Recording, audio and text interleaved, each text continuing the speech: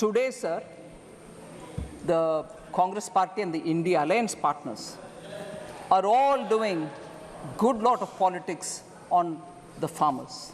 I'm saying it with consideration, sir. I'm not speaking loosely.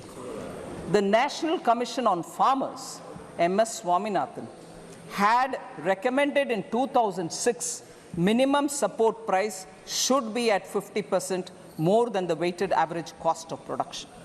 This was not accepted by the UPA government. The cabinet note, which was drafted in July 2007, said, and I quote, sir, MSP is recommended by the CACP on objective criteria considering the variety of factors involved. Therefore, setting an increase of at least 50% on the cost may cause distortion in the market. In some cases, there may be a mechanical linkage between MSP and cost of production per producer. इतना कह करके MS Swaminathan के report को दरकिनारे कर दिया UPA government ने 2007 में। फिर 2004 मैनिफेस्टो में कांग्रेस पार्टी बोलते हैं कि एक कॉम्प्रिहेंसिव क्रॉप इंश्योरेंस ले आएंगे, मगर सचमुच में पीएम फसल बीमा योजना ले आने वाले कौन है सर? हमारा प्रधानमंत्री मोदी जी। फिर कांग्रेस पार्टी ने ये भी कहा it would examine the feasibility of direct income support to farmers, मगर किसान सम्मान निधि 2019 में ले आने वाले कौन है सर? माननीय प्रधानमंत्री Modi ji.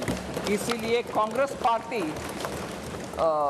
they can go on shedding crocodile tears about farmers, कोई implementation में कुछ नहीं किया पिछले 10 साल में, ऊपर से I would say even for several decades कुछ भी नहीं किया। यूपीए इरा में जॉबलेस ग्रोथ के विषय में एक विषय हाईलाइट करना चाहती हूं sir.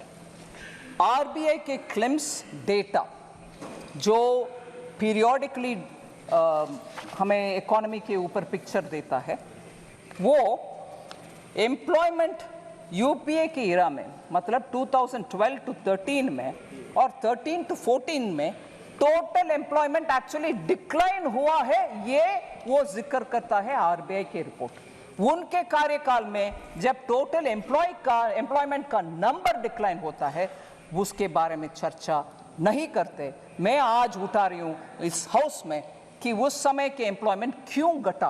Why did it come down? If you are claiming that your economy management was all very good, how did total employment figure come down? And this is RBI data, not mine. Second, sir, formal employment was badly hit. Total persons engaged during the UPA time, annual survey of industries कहता है कि Covid pandemic के time, हमारे सरकार के time से ज्यादा decline उस समय हुआ टोटल पर्सन्स का एंगेजमेंट में।